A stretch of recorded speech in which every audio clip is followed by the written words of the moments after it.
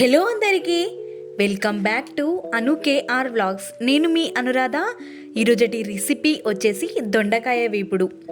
చాలా టేస్టీగా, సింపుల్గా మనం చేసుకునే చిన్న చిన్న టిప్స్ అండ్ ట్రిక్స్తోనే చాలా సింపుల్గా చపాతీ, రైస్, రోటీలోకి కూడా చాలా బాగా కుదిరే విధంగా ఎలా ప్రిపేర్ చేయాలో ఈరోజటి వీడియోలో నేను మీతో షేర్ చేసుకోబోతున్నాను.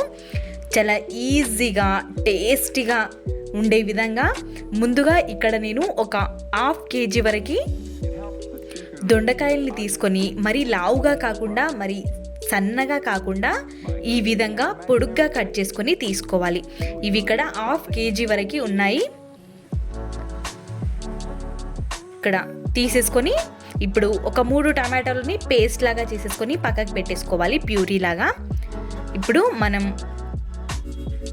స్టవ్ ఆన్ చేసుకొని ఒక గిన్నెని పెట్టేసుకొని అందులోకి మనం కట్ చేసి పెట్టుకున్న దొండకాయలన్నిటినీ యాడ్ చేసి లో టు మీడియం ఫ్లేమ్లోనే వీటిని వేయించుకోవాలి.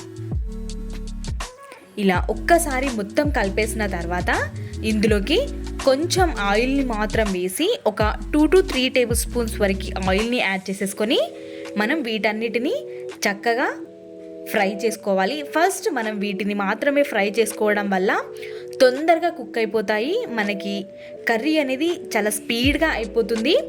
కాబట్టి ఇలా ఫ్రై చేసుకొని ఈ విధంగా అయిన తర్వాత స్టవ్ ఆఫ్ చేసేసుకొని వీటిని పక్కకి పెట్టుకోవాలి. ఇప్పుడు అదే గిన్నెలోకి మనం ఒక 2 to 3 టేబుల్ స్పూన్స్ వరకు ఆయిల్ని యాడ్ చేసేసుకొని జీలకర్ర, ఆవాల్ని కూడా యాడ్ చేసేసుకోవాలి. జీలకర్ర, ఆవాలు వేగిన తర్వాత ఇందులోకి సన్నగా తరిగి పెట్టుకున్న ఉల్లి ముక్కల్ని యాడ్ చేసేసుకొని వీటిని ఫ్రై అవ్వనివ్వాలి. లైట్ గోల్డెన్ బ్రౌన్ కలర్ వచ్చిన తర్వాత ఇందులోకి ఒక రెబ్బ కరివేపాకు, ఒక పచ్చిమిర్చిని యాడ్ చేసేసుకొని వీటిని కూడా కొంచెం ఫ్రై అవ్వనివ్వాలి. ఇవి వేగిన తర్వాత ఒక చిటికెడు పసుపు వేసి మొత్తం కలిపేసుకున్న తర్వాత ఇందులోకి అల్లం వెల్లుల్లి పేస్ట్ని వేసుకోవాలి.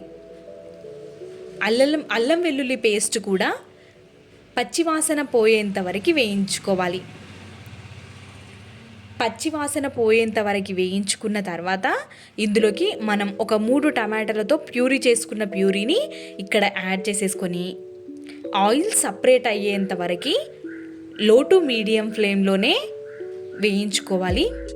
టమాటోలోని పచ్చిదనం అంతా పోయి ఆయిల్ పైకి తేలేంత వరకు ఫ్రై చేసుకొని ఇప్పుడు ఇందులోకి ఒక 1/2 tablespoon garam masala, 1 tablespoon ధనియా పౌడర్, టేస్ట్కి సరిపడా కారం, టేస్ట్కి సరిపడా ఉప్పుని కూడా యాడ్ చేసేసుకొని మొత్తం ఒకసారి మిక్స్ చేసుకోవాలి.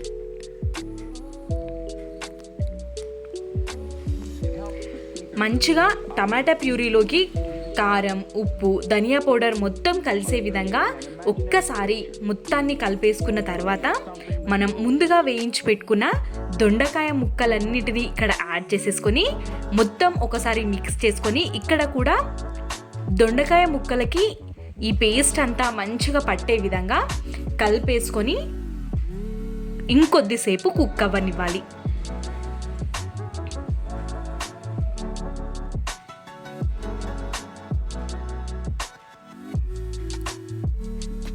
ఇక్కడ మనం వేసుకునే టమాటో ప్యూరీ వల్ల చాలా బాగా కనిపిస్తుంది కర్రీ అనేది.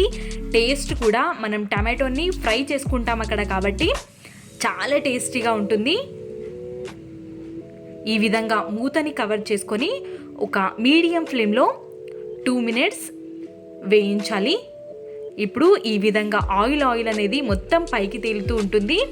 అప్పుడు మూత తీసి మంచిగా ఒక్కసారి మిక్స్ చేసుకొని ఉడికిందో లేదో చెక్ చేసుకోవాలి.